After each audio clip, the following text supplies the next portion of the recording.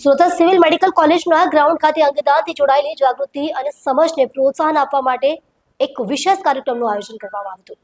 આ કાર્યક્રમ અંગદાન મહાદાન ચેરિટેબલ ટ્રસ્ટના પ્રણેતા દિલીપભાઈ દેશમુખના નેતૃત્વ હેઠળ યોજાયો હતો।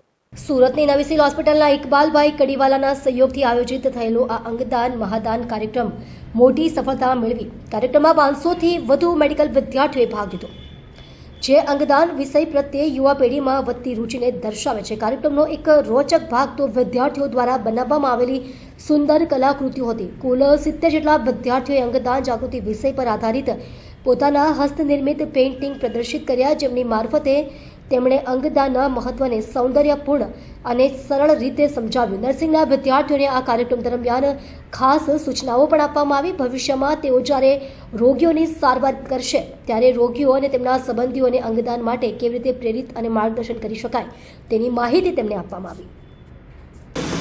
અંગદાન ચેરિટેબલ ટ્રસ્ટના પ્રણેતા આદરણીય દિલીપભાઈ દેશમુખના અધ્યક્ષસ્થાને આજે નવી સિવિલ હોસ્પિટલના મેડિકલ કોલેજના ગ્રાઉન્ડ ખાતે 500થી વધુ નર્સિંગના વિદ્યાર્થીઓ એકત્ર થયા હતા।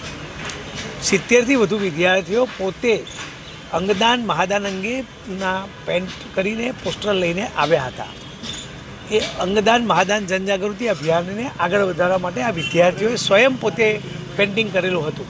સાથે સાથે અંગદાન ચેરિટેબલ ટ્રસ્ટના પ્રમુખ દિલીપભાઈ દેશમુખ દાદા દ્વારા અંગદાન મહાદાન અભિયાનને સફળ બનાવવા માટે દરેક વિદ્યાર્થીઓને અંગદાનના શપથ લેવડાવ્યા હતા। તેઓની ફેકલ્ટી, તેઓના પ્રિન્સિપાલશ્રીઓ અને નર્સિંગ સ્ટાફ પણ ઉપસ્થિત રહ્યો હતો। સાથે સાથે શાંતિદૂત બલૂન ઉડાડીને અંગદાન મહાદાનનો સંદેશો આપવામાં આવેલો હતો।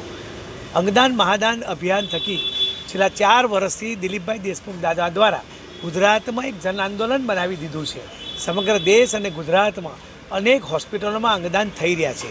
બ્રેન ડેથના કિસ્સામાં એનો પરિવારને સમજાવવા માટે અનેક લોકો પ્રયાસ કરી રહ્યા છે, પરંતુ આ નર્સિંગ વિદ્યાર્થીઓ અને નર્સિંગ સ્ટાફ એ ડૉક્ટર અને સમાજ વચ્ચેની ખૂબ અગત્યની કડી છે। ત્યારે એ લોકો જે દર્દીના સ્નેહીજોને સમજાવે છે અને એના કારણે અનેક લોકોને ફાયદો થતો હોય છે। અંગદાન એ બ્રેન ડેથના કિસ્સામાં જ કરવામાં આવે છે। મારા સમાજના લોકોને એટલી અપીલ છે કે બ્રેન ડેથ કિસ્સામાં અચૂક અંગદાન કરાવે।